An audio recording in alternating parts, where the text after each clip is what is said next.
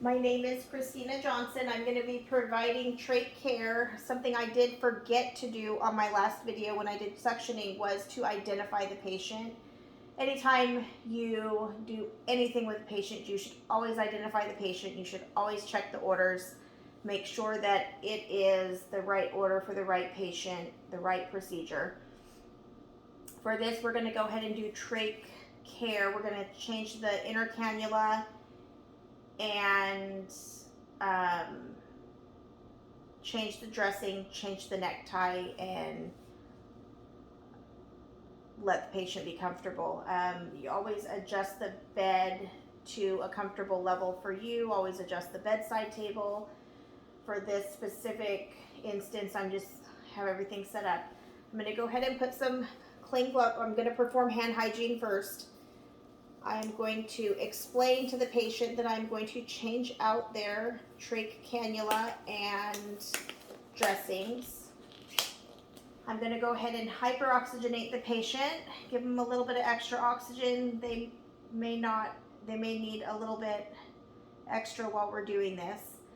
Generally, you will suction a patient before you do any trach care. At this point in time with my clean gloves, I'm going to go ahead and remove the old cannula, and it's going to go in the trash.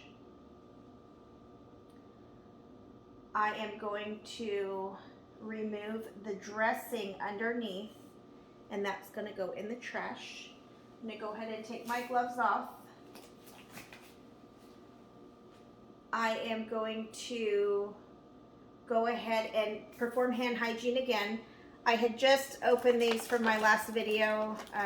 They should not have been opened. I just realized that they were open, but for right now I'm going to go ahead and my trach kit, I'm going to go ahead and open it away from me. And my cannula, I'm going to go ahead and open that now as well. I'm going to perform hand hygiene again just to get in the good practice of performing hand hygiene. For this process, you still want to make sure that you are wearing a face shield and a gown because they could cough and something's going to come flying out at you, and that's never fun. You always want to make sure that you drape the patient so that way they don't get anything on them as well. At this point, I am going to go ahead and remove my gloves. Before I open those, I'm going to get my saline, and I'm going to go ahead and pour a ½ inch to an inch in my canister here for cleaning. I'm going to set that aside. I'm going to perform hand hygiene again. That way everything stays as sterile as possible. My gloves I'm going to go ahead and open.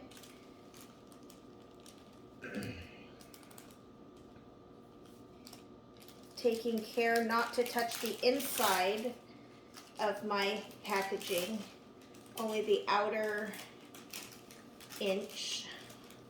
I'm going to go ahead and leave this here. My dominant hand I'm going to go ahead and put on first. My non-dominant hand I'm going to go ahead and put on next.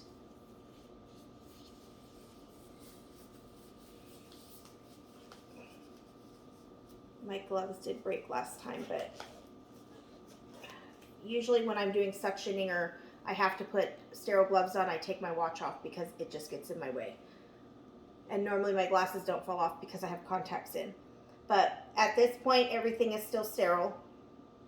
I am going to use this drape. I'm going to open it up, place it on the patient. I have a drape on there, but we're going to go ahead and place this drape on the patient, keeping my hands sterile.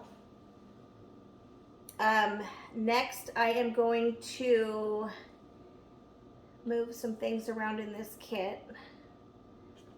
I'm going to get my Q-tips and I'm going to dip it in water. I'm going to clean underneath the trach here. And then I'm going to toss the Q-tip away in the trash. I'm going to get my another Q-tip. I'm going to clean the top side And I'm gonna throw that in the trash next. And I'm gonna get another Q-tip, and I'm just gonna kind of clean the outside. I'm not sticking the Q-tip in the trach at all because it's a sterile area. You don't want to put all that gunk in there. Next, I am going to go ahead and insert the sterile cannula. I'm gonna go ahead and pop it in. It's obviously it's not going to fit because it's not in the right spot, but right there. Next, I am going to change my trach tie. During this part, we are going to make sure we're holding on to the trach piece. We're going to put this new one on there while holding the older one on there. I'm gonna put this around the neck of the patient while I'm still holding the trach in place because you don't want to let go. It's not unloosened yet, but you don't want to let it loose. You want to make sure that there's no twists in the thing, in the trach tie. And so you're going to go ahead, at this point, I'm going to go ahead and fasten this side, and I'm going to undo the old one, pull the old one back around, and let's get this side put on, and we'll go ahead and tie it. Usually they have Velcro ones. I've never worked with these ones before, but we'll go ahead and put this one on, take the old one off. So now that it's set, I'm going to go ahead and get this dry dressing. There's a brush in there for the non-disposable cannulas. We're going to go ahead and slide this up underneath this dressing, or up underneath the tie, and we're going to slide this one up under there and let it sit there.